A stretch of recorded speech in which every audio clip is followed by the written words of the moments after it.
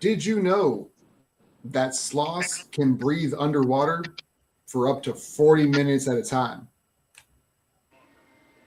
Did not know that. I learn something every day from the internet. I swear, man. Like the only thing that I ever get whenever I'm doing like word association with sloths, it's always something from like Zootopia. It's never anything of like real importance. It's just they look creepy as hell, and now I know they can basically scuba dive, and I don't know if I'm okay with that. What's good, everybody? Welcome back to the Playbook Podcast. My name is Prescott Kelly. Today is Thursday, March 19th. Glad to have you back with us. We got March Madness underway. Jalen Waddle has been traded to the Broncos. Should the NBA extend to 32 teams instead of 30? So on and so forth, and a whole lot more. LaShawn Bryan, Sierra McGee joining me live. What's good with you, fellas? Good to have you back with me. Good to be here. Glad to be here.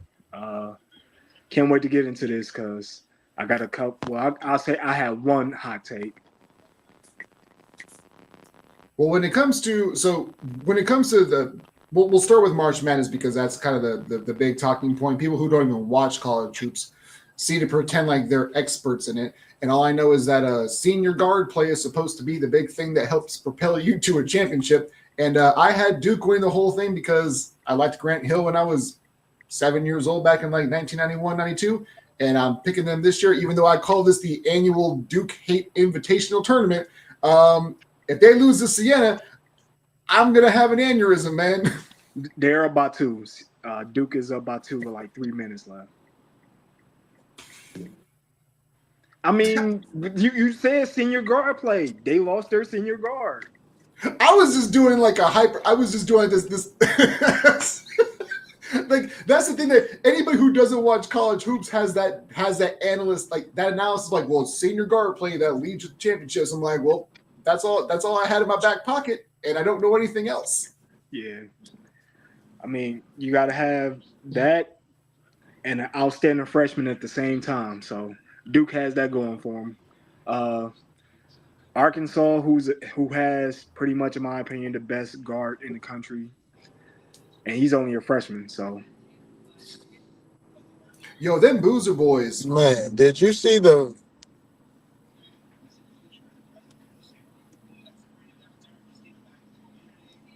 Did we see the what? Go ahead, Pete. No, I'm Oh, I was gonna say the video. I was gonna. You said did you I was see gonna say it was no. Because Acuff is a dog. Like he one of the players. But did you see the video of his defense? yeah, that's what's going to help him a lot in the lottery. I didn't see that. No, That was some. Yeah, you gonna need a guard. Like he's a combo guard and he can defend. That's pretty good. So, in my opinion, I think he gonna probably be top 4 in the NBA draft. He can shoot. That's the one thing he really has going for him. He can shoot the lights out. And you got Boozer, Wilson, and AJ down at BYU. Those 3 are gonna go, and then you're gonna have Acuff going next. who do y'all have actually winning the tournament? Again? I ain't watched one lick of college hoops. I know that Cohen Carr dude at Michigan State's dope, but that's about all I know. I got Houston. I believe in defense, man. I mean, we saw with Seattle, Seahawks won it all with defense. I'm going to go with Houston. Their defense matters. So they finally get it done because if I remember, I remember seeing some that they're the most winningest program in college hoops since like 2017 without a ring. So this is the year they finally kind of put it all together, it feels like. It's either them or I can see like Arizona. I can't see Michigan or Duke. So they got too many injuries. So couldn't go with them. I mean, that's fair. I bring it up because it's a fun talking point. I don't know anything about this thing. You know, you had some people like me that took off for the day.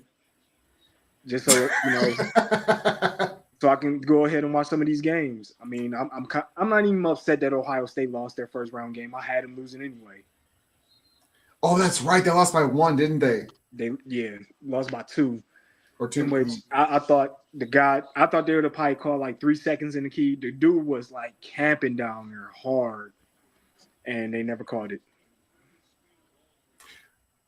We will have more updates later on in the program. Well, next week and so on and so forth. I want to get to this thing because CR brought this up into the group chat, and I'm so glad that he did because I'm going to throw my own twist into it later on.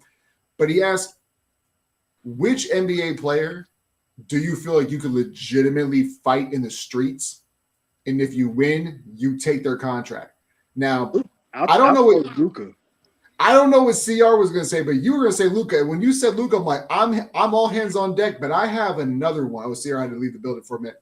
So I'm with you on Luka, but I had a backup one, and I also have an NFL one. Like, whew. You got to pick like a kicker or a punter. Nope. I went quarterback. Oh. So my backup NBA one is Karl Anthony Towns. Okay. Understandable. My quarterback, Daniel Jones. I absolutely feel like I could whoop that man in the streets. Like, go ahead, kick him in his fucking leg. It's not even that. It's weird because I don't like doing this, but you know how sometimes either you hear a name or you see a face when it comes to professional quarterbacks, and you just go, "That guy ain't it." When I saw Mac Jones walk down the aisle, and when I saw Daniel Jones, I'm like, those dudes aren't quarterbacks, and I know I never say that I'm better than a professional athlete at anything, but as far as just spitting the ball, I feel like I'm probably better than those two dudes. Just go ahead, take them out, huh? Yeah, exactly. But I feel like I can beat up Karl Anthony Towns, and I feel like I beat up Daniel Jones. Ooh. Karl Anthony Towns, I think that's like a lot of fans would take him out. I think that's a given because the way that he comes across, it's so crazy, bro. It's wild because like I know that he's a professional athlete, but I just can't deal with at least 6 times a game that, oh my God, it's wild to me. Like a lot of fans like look at him sideways and just like, hold up, man. There's a lot of allegations that I don't feel like that man can beat with all of the hand gestures and the yes, we in MSG. I'm like, bro, and there's nothing wrong with it, but man, like you are not beating those allegations on my end. Like I just don't feel like you can.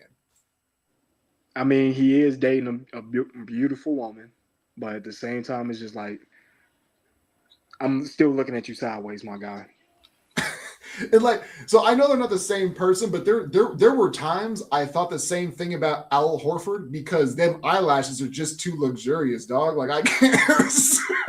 No, from what I heard, like him being down there in Atlanta, like he was that change him. Yeah, he was squabble. Really? He's an undercover tough guy. Like he's quiet. Al Horford is? Yeah, he's a quiet assassin. Huh.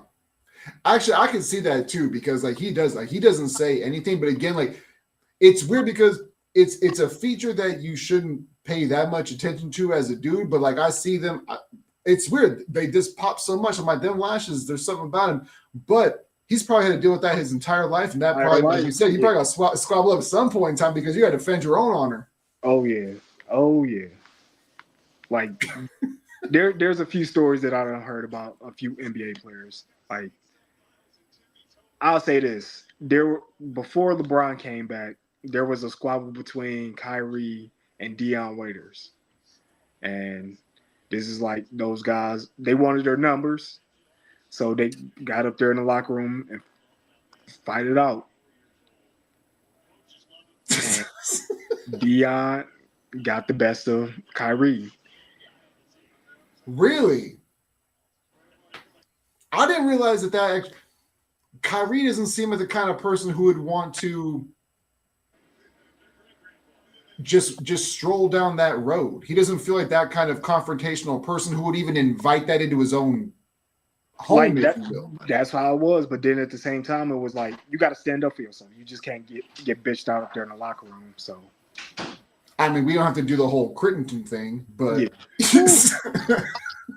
I don't know if you ever seen the Netflix series about that, man. No, I haven't, but I should. I'm intrigued by that whole like that Gilbert Arenas timeline in Washington.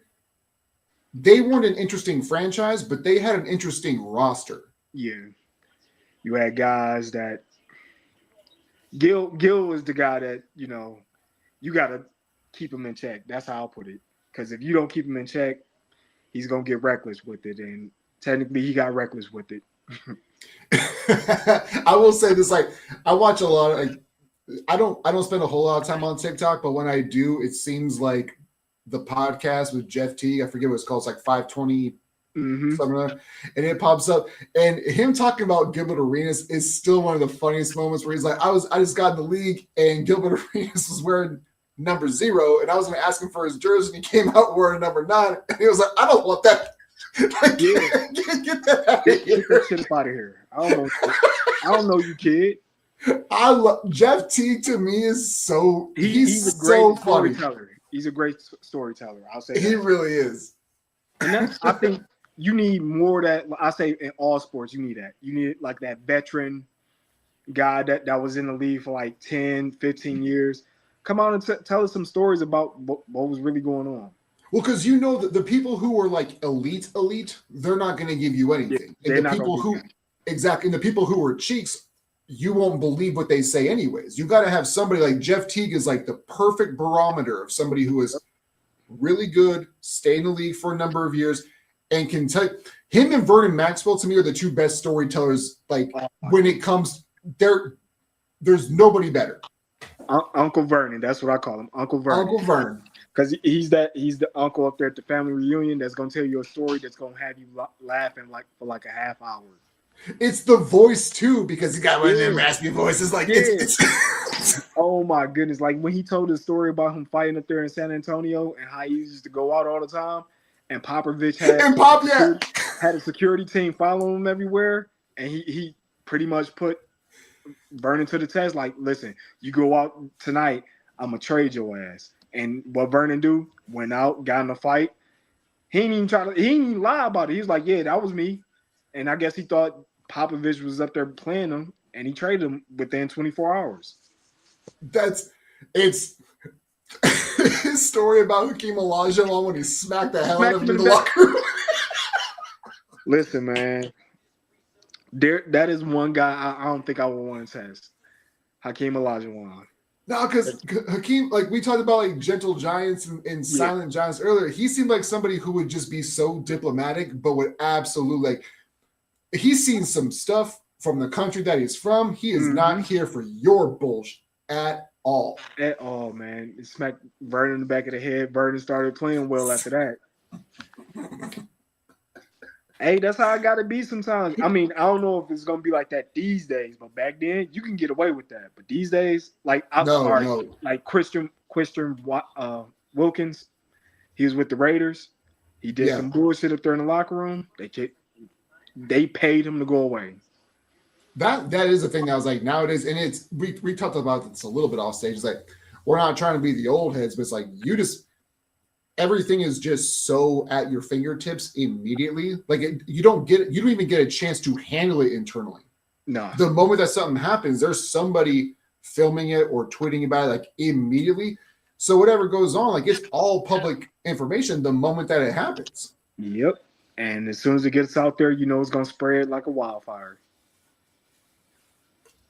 The other person that I wish we could get more of is KD. I love internet KD. I can't wait for him to retire because I feel like all of his burner accounts are just going to come out in full flood. I think he's going to spill everything when he retires. Yep. And I can't wait for it. Yeah, I can see that being like a ESPN 30 for 30. But see, I would actually watch that one. Yeah, because I feel like he's got some interesting things to say, but he's kept most of it internal for a long time. Yep, like you got to, because you don't want to turn off of like, you know, your endorsements, advertising, and everything. You don't want to turn those off. Well, because he's not the same kind of player that some of the other NBA players are, right? Like some of them are they're in the spotlight. Like you got your LeBrons and your Steph Currys and stuff like they're in commercials all the time. KD isn't one of those dudes. He wants to go to work He wants to hoop. He wants to go home, and he wants to make fun of you on the internet. Yep. And I feel like once he doesn't have one of those things in his arsenal, the other one, the internet, is going to be his only outlet, and he is going to unleash all the demons. I want him to be like Charles Barkley and Shaq. I want him to be like just coming out, just eviscerating everybody. Like, you don't have to take sides, but go ahead, do your thing, man. I think he's going to take a progressive stroll through it too. I don't think he's just going to, when he does hang it up, I don't think he's just going to start putting everybody on blast. Because I feel like he's very not calculated, but he seems like he's a very considerate person. Yeah. I feel like when he first gets into it, he may say, well, this player, and it's going to be anonymous. And then once he gets more comfortable, when he's like 2 or 3 years into it, that's when he's going to start putting names and belt to ass. And that's when we're going to really find out who he's talking about. It's going to be hilarious. I'm going to die laughing at it. So he's going to be a good time. It is going to be a good time. But speaking of Kevin Durant, NBA expansion. The biggest thing over the last couple of years has been Vegas and Seattle getting their squad back. Regardless if it happens or not, it does seem almost completely imminent. But do you think the NBA should expand? Because what I've been told is like the NBA doesn't have enough talent, and I think the complete opposite. There's always talent. Well, there's always talent, but I think that NIL is the whole reason why they need to expand, because we were getting 19-year-olds going from college to professional basketball, and they weren't quite developed enough to be great right away. But with kids staying in it, I think that we got what we want. When it comes to collegiate sports, I think we got what we wanted. We just didn't get there the way that we thought we wanted it to get there, right? We wanted kids to stay there longer because we want to have an attachment to the program or the kids. We want to know who they are. We want them to get to at least their junior year. And try to get developed. Right. We're getting that way now, but we're doing it through transfer portals and them being at 2 different schools before they finally leave. So are they staying in school longer because that's what we wanted? Yes. But we're also not getting the nostalgic representation of this kid's at my school for 3 years. Yep. Because now, even if you're a freshman, you can leave after that freshman year, go to another school if you don't want to go to the NBA draft. You can double up with the NIL. I mean, it can happen. It's a lot that can happen, man. It's a dirty game now. And it just all comes down to money. For sure. And I think that that's one of the reasons why some are saying that we shouldn't expand is because, well, let them be. Because you can be in college now for 6 years. You know, you can just sit there, hang around, and play until you're 25. But I think that the NIL stuff is, and that's actually one of the reasons why I think the NBA has to expand, is that if you don't put at least 2 more roster or 2 more squads together, is that you're just going to have the talent stay in college longer. And if you're an NBA product, you want to have those players be in a market, regardless of where it is, sooner. And that because like the NIL is really for the players who are like the second round picks, right? Like, you know, your top 15 guys are going to make their money, but the guys who are on the fence, they sit back and they play for another year or 2, because why not make $500,000 to 1.5 a year and play against college kids again? And get your numbers, and who's not to say you can expand your game and your draft stock? Yeah, exactly. Like, I might as well just stay here, make more money than I would in the pros, get more run, and then boost the draft stock. And that's the thing that we're seeing now is that this, from what I understand, again, as somebody who's, I'm not trying to be some draftologist on this, but for what I've been told is like this is supposed to be a pretty loaded up draft, and maybe it's because we're getting more sophomores and juniors because they're actually learning the game of basketball at a better level at the college ranks and not just getting thrusted into NBA. The other thing too is I've always felt this way. I'm not sure how you feel about it, but the NBA to me always felt like one of those high school cliques where you get the run because of your name. And like if you get injured, right? Like let's say like Steph is obviously a very much a wild example, but we got to see Pod play. Yeah. Pod can play. Pod can hoop. He's not Steph, but it's like if you get the run, if you get to the professional level, especially in basketball, I feel like you can hoop if you're in the right circumstance. But because of the name recognition, once you're back, it's like you're not supposed to lose your job due to injury at the quarterback position. I don't know, man. Like I feel like there's so much talent, but the name recognition is once somebody who's the self-proclaimed starter comes back, you just go back to the bench by the wayside, and you're an afterthought basically. That's the nature of the game. I mean, I agree with you. Yeah, and again, that's where the team element comes in at. I'm all for the expansion. I agree. I think more players should be in the league. Like, there's a few players that's up there in the G League that can use being up there at the end of the bench, who can come in, play about like 5 or 10 minutes a night. It ain't much, but at the same time, who's not to say that, making a flash play here and there if they're on ESPN. Now you got eyes from like these kids. You just never know, man. But I feel like the talent pool really for all sports when you think about it, because there's so many people in this country that there's more people who are great at something that they're just not being recognized for it. But once you get to the professional level, it's weird because I also think that coaching matters. I think that your environment matters. But the ego is always going to be part of the equation. And that's kind of the problem is that always. Like, you got egos now that's up out of hand, Some of these guys, like I'll look at LeBron. Like, now he was supposed to be the second best player up there on the Lakers. Now I'm looking like for like the past 2-3 weeks, he's becoming the third best player, but at the same time, he's accepting that role. In which at first I didn't think saying he wanted to go for that, but for the betterment of the team, for them to get where they want to go, he has to be the third best player. Like, even though he went off last night, him being the third best player, I'll say it might be better than like 65% of the NBA teams. Yeah, and that's the thing with Braun is like it feels like I know he comes across as corny the way that he kind of delivers certain things, and I get that, and I know he's got his own ego. I'm not here to say like that man has no ego, because he certainly does. Yeah, but they all do, man. They all do. But it feels like, and we kind of knew that was the trajectory of this team anyways, that he was supposed to be the third best player on this team regardless. We just didn't think it was going to be when he was damn near 42. Yeah. But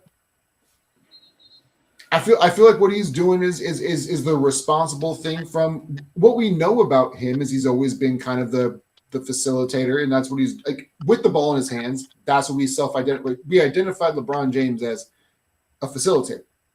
But now he's doing it with the roster and like the mental stuff, like with all the other players, as far as I'm facilitating to the guys like Luka and AR and letting them handle stuff, as opposed to just me being so ball dominant and team dominant now. True. In which that's the reason why I say that they were like the 6th seed, and now they're the 3rd seed in the West. And it's a fucking gauntlet in the West. The West is stupid. It is. Top to bottom. Except for if you play OKC, I'm sorry. They're pretty much the best team in the West. Well, the best team in the league. And it's scary. But San Antonio, they're right there behind them. And that's even scarier. It's crazy, too, because San Antonio has – I think that they've got no players with any playoff experience. Only Harrison Barnes.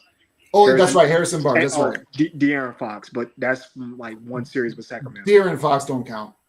Like his numbers don't count. Those like the beam, those numbers don't count. But yeah, they got Harrison Barnes. I forgot about him.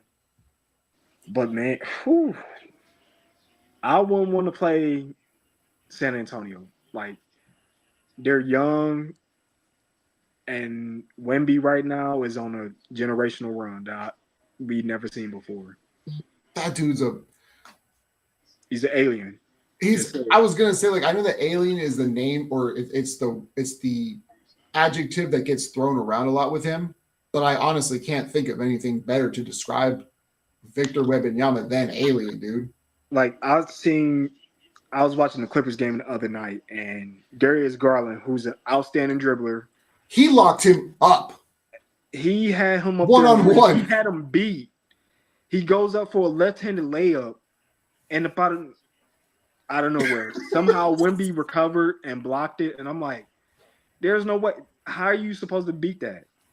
Well, it's wild because that to me is almost it's not the exact same, but to me it's the equivalent of having like Antonio Cromartie back in like 2008, where you can get beat, and he's going to get beat because Antonio Cromartie got beat all the time, but he had great ball skills. He was gambling. He was a gambler, but he had the makeup speed, right? He's going to get beat, but he's going to catch up to you. And Wemby kind of has that with the height because he's not for his height, he's super agile, but he's not as athletic or as agile as these point guards are. But his height is basically the makeup speed of like a 99 speed overall in Madden as a corner. Like you have the ability to cheat or just lay off people and still close out because your wingspan is 73 feet long. It's crazy. Exactly. Like he somehow, some way still blocked that shot. I'm like, that's cheating. In my opinion, that's cheating. It's wild because he looks like Sean Bradley, but like he moves like he's a shooting guard. Yeah, he moves like Giannis to a degree, but he looks like Sean Bradley. Like if you put them together, well, that's not even fair because he can shoot the 3 too. Like it's not fair comp, honestly. But to be honest, I'll say next year because he's not gonna win MVP this year. I think Shea's gonna win it again. Somehow, somebody, the media is gonna give it to him. But it's gonna be close. I'll say that. But next year and going into the future, if he's fully healthy, Wemby might win 3 of the next 5. Yeah, I was gonna say, because I say like after the first 2, then that's when he's gonna start getting that voter fatigue. Yep. Well, and I've said this before. I always try to get ahead of the curve because there is going to be a point in time, and I don't think that we're too far off because we talk about Victor the way that we talk about him is that if the Spurs don't win a title this year, I think that most people would consider that like, yeah, we weren't expecting you to anyways. Like you got arguably like a top 3 player in Wemby, but you're still young. Like we kind of get it. But if they go another year or 2 without even getting to an NBA Finals, we are not that close to, we're not that far away from people starting to say, is Victor really even that good? Because that's just what we do as sports. You know exactly how that's going to happen. That's exactly how it's going to go, is that they don't win anything in 2 years. It's like, well, can you win with Wemby? Is he 2-ball dominant? Does everything run through him? That's going to be the talking point at some point in time because people are morons. They did it with KD, man. When it was KD, Russ, and Harden, they did it with him, and I hate that. That. It doesn't matter who you are. And it's just rinse and repeat because I tell you what, Minnesota, and I think it's because it's Minnesota because San Antonio has like the heritage and the lineage of with the Robinsons and Duncans. Yeah, they have like the pedigree of this team is supposed to win. So there's going to be something there, but like Minnesota doesn't have any of that. And that's why I think that Anthony Edwards is kind of sliding on the radar. And it's also because like he personally is fun and he's engaging. Why are we not talking about Minnesota the exact same way? They went to 2 Western Conference Finals in a row, and we don't think about him as an underachiever. But if Wemby not yet. I don't know. But the thing is that I don't know if we're ever going to do that. And I don't think it's fair to use the economic system or not the economic system, but like the actual geographical location as a crutch for it. But that's what we do because he plays in Minnesota. He's going to slide under the radar forever. It's like, well, what do you expect him to do in Minnesota? I'm like, I don't know. I thought he was supposed to be dope. Like Luka in Dallas was getting all the praise in the world. And now that he's in LA, you see how much the slander's coming through. It's so obvious. And it's also so ridiculous at the exact same time. It's going to come. I'll say, let's just say if they lose in the first round. Minnesota, they lose in the first round. They're going to like, It was at first.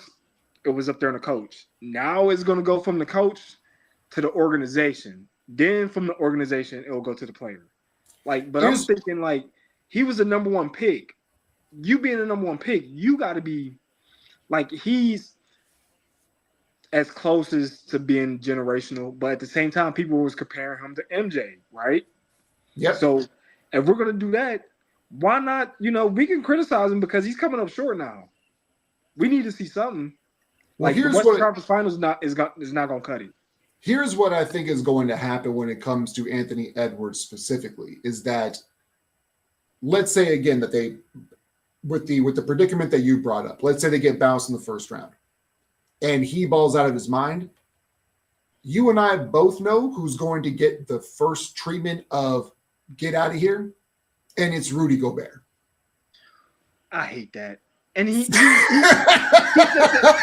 says the innocent bystander, man. But he's gonna get all the smoke. It doesn't matter how well or poor Anthony Edwards plays. If they get bounced, Rudy Gobert is gonna be the guy who is gonna catch he's getting all the strays. Oh man, it ain't because of Ant, it's because of Gobert. What? How y'all gonna do this? Like Ant-Man could have 40 points a game in a series. No, he got to get it done. You got to find a way. You got to get it done somehow, some way. I feel like that's the way that like you and I have a similar thought process on that is because like even like with quarterbacks, they get all the glory and all of the hatred. And it's like, to me, I'd rather have a quarterback I'd rather you convert on third down. If you know what your deficiencies are on defense and on offense, I don't need you maybe to get the 60-yard bomb for the flash. Just keep if your defense is the thing that's holding you back, don't have them be on the field. Exactly. Like, keep them up there on the sideline. Limit the possibility of there being the thing for you to lose. Like it's Anthony Edwards the exact same way. Sometimes you got to go out and drop 40. Sometimes you might just have to be the defender and just lock it up. But the thing is that Anthony Edwards, again, I feel like he's awesome. I love his attitude. I think he's engaging and fun. I love the way he plays. But he's not going to get the same smoke that Wemby's going to get. If these two teams, let's just say in the next 3 years, these two teams don't win or even get to an NBA Finals, Wemby's going to get so much more smoke than Anthony Edwards is. In which Edwards has done more. I'll say more because he has led Minnesota to the Western Conference Finals. Right. My thing is get your team to the finals. Will them there somehow, some way. Like that's what great players do, right? They do, and it's also like I remember on my timeline. You commented on it and you didn't tag me, but it was when the Mavs went to the NBA Finals. And like somebody else commented, and I was like, I told y'all like this is a flash in the pan year. Like it was the Bengals. It was the Bengals going to the Super Bowl. When the Bengals going to the Super Bowl, I'm like, they're not going to make the playoffs next year. Watch it. Like sometimes those seasons just happen. Like you said, it's a flash in the pan. Like, but you got to make the most of the situation. When you get there, I hate because I look at the Patriots right now. Everybody thinks, the Patriots are back. They got Drake May. They're going to get a wide receiver. And they're going to be like a Tom Brady again. They're going to go up on another run for the next 10, 15 years. I'm like, no, because in my opinion, the league it's so wishy-washy, as I call it. So 1 year you can make it, and then the league catches up to you somehow, some way, and you get exposed. And I don't even know if Seattle makes the playoffs next year. What's that? I don't even know if Seattle makes the playoffs next year. Yeah, because that division is so tough. Well, and they lost a lot of players up there on their defense. Like, and the thing for Seattle, and unfortunately, I've only got about 10, 15 minutes before I got to hang it up because I got to go pick up kiddo from school soon. But no, like with Seattle, it's one of those things where it may be by design on why you lost your players, but that sometimes, like with Kansas City, they intentionally let people go so they could keep the guy Mahomes in red, white, and yellow. Sometimes you got to make those decisions, and just because you don't win 3 Super Bowls in 5 years doesn't mean your team's a failure. So I don't feel like Seattle is good enough to be able to go, even if they would have ran it back with everybody. It doesn't mean you can repeat just because you did it once doesn't mean you can do it again. No, because then you still got to, you're going to need some breaks. You're going to need some breaks, man. It ain't easy, man. It's never easy. Well, and that's like what you mentioned with New England. And people think that they can just automatically run it back because they did it last year and because Drake May is still on his rookie deal. You're not going to get the easiest schedule in NFL history back-to-back years. Yeah, that's not how that works. And already, like I said, man, those opposing defensive coordinators, they're breaking down that Super Bowl tape, man. They're going to take that weakness and they're going to make sure they're going to keep exposing it to see if you can overcome it. It's never easy, man. 100%. We had two more talking points. I don't have enough time to get to both of them. Which one would you rather go on to? The Jalen Waddle trade to Denver, or should Malik Willis pull a Baltimore Ravens and want to get out of there? I'll do this real fast for you. Waddle getting traded to the Broncos is just a waste. I don't know why they did it, and they gave up a first-round pick for him, along with that contract that he has. I get it. They're trying to believe it in Bo Nix. I am not buying it. I don't buy Bo Nix at all. I do not buy it, but I get it. They're trying to see if they can, stay ahead of the curve because they still got to play against the Chiefs and they got to play against the Chargers. So good luck. Let's hope that Bo Nix don't overthrow this guy. Well, I don't even think he got the arm to get it to him anyway. So, well, it's like when this trade happened, it's one of the very few trades where I go, I think that both teams lost. Because I think that Jalen Waddle is fine. I think he's fine. He's a good wide receiver. Is he a number to lose sleep over? That's how I'll say it. Well, the thing is, like, his best year was when he had still what we would consider prime Tyreek. Yep.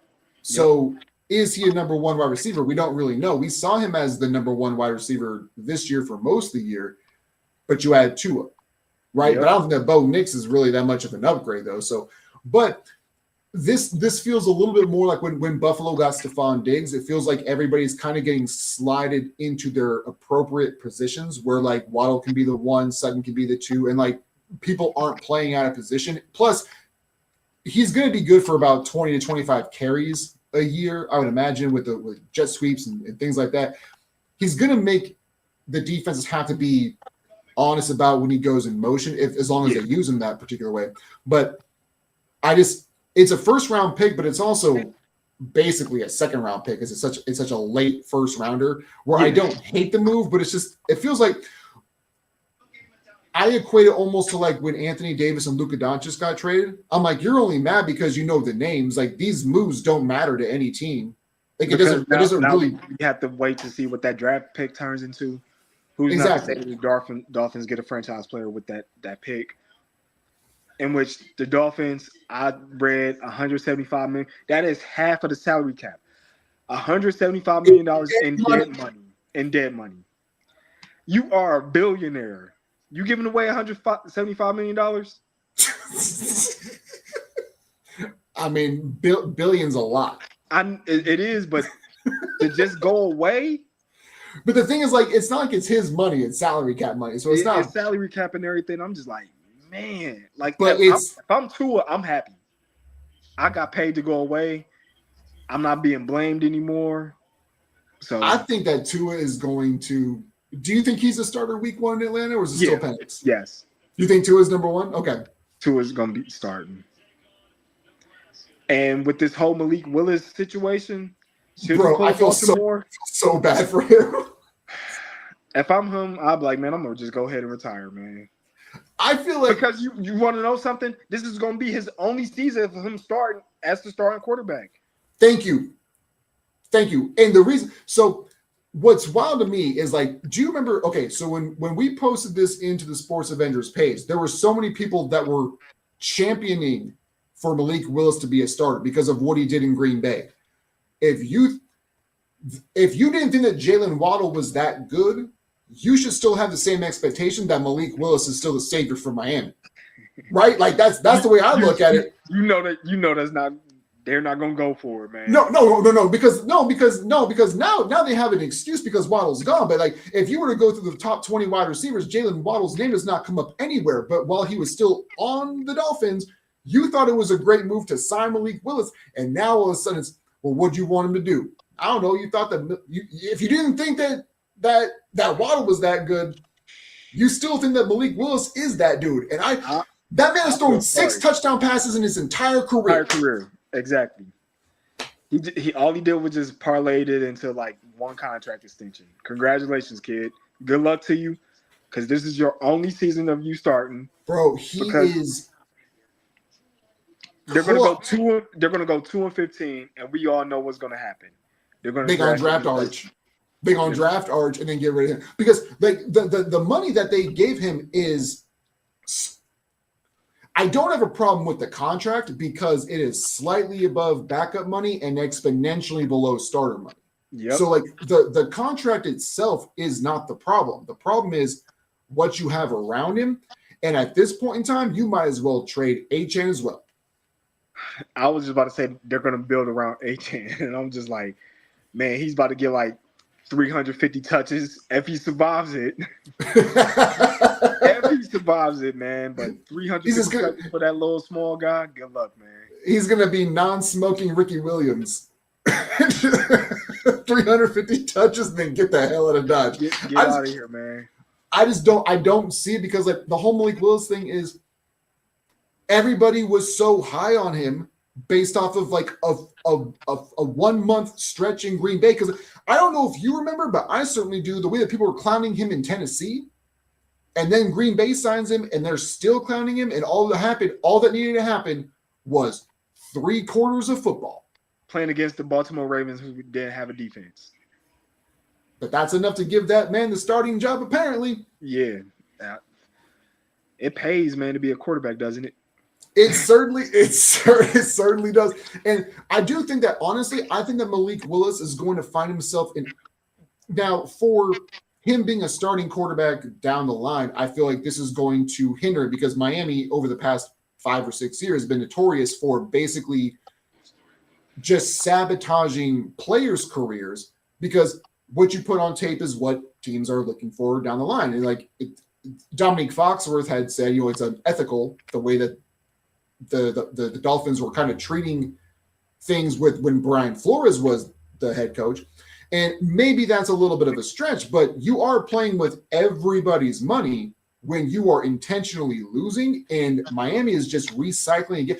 At this time, it just feels like at least they're owning it. Like it feels like they're trying to be bad on purpose. Say that, like now, back then when it was all happening, when they traded Tunsil and Fitzpatrick, now this time, like they did that like within a few weeks after the preseason. But now into the offseason, like they're just pushing all their chips in, like this is a full tank season. We want to be bad and we want you guys to know it. And I think that fans appreciate that more.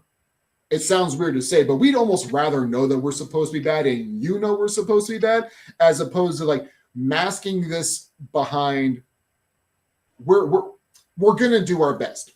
No, you're not. Listen, I'm gonna tell you this right now. There's gonna be an early matchup between your Buffalo Bills and Miami, right? And we're gonna lose one of those games. No. Listen. Somehow, some way, your Bills is going to start slow, and somehow Miami's going to be up like 24-0 or something like that. And we're going to see so many hot takes from people saying like, "Oh my goodness, the Dolphins are going to win this game," but yet and still, at the end of the game, the Bills pull it out, and people are going to be like, "This is the worst team that we ever seen." Well, because what they're going to do is they're going to suit up current Dan Marino, current Aronde Gadsden, and current like Jason Taylor. Oh my goodness, man! Like we're supposed to be losing this game, right? We can't win this game. All they got to do, and then the Bills will bring in Lovie Smith, and they're like, "Hey, we need you to take care of business real quick. Go ahead, win this game for us, bro." That is crazy, man. I've never really believed that what it does is it bugs me when people are just so disingenuous with their own takes. Like when it comes, like the Malik Willis thing is a prime example of before he even set foot in Green Bay, like before he actually played a snap, you thought he was cheeks in Tennessee. Mm-hmm. You thought the signing was cheeks in Green Bay. And then he looked good against a bad defense when there was no tape on him. And all of a sudden you think he's a starting quarterback. It doesn't fly with me, man. I'm not – when you talk about things like this, people feel like, oh, well, you're a hater because he got X amount of money. No. I think the money makes sense based on the position and where he's going to be at. But if you thought that he was supposed to be the dude, Jalen Waddle exiting stage right shouldn't diminish him that much because you didn't think that he was that good. They had the worst wide receiver core in the league, man.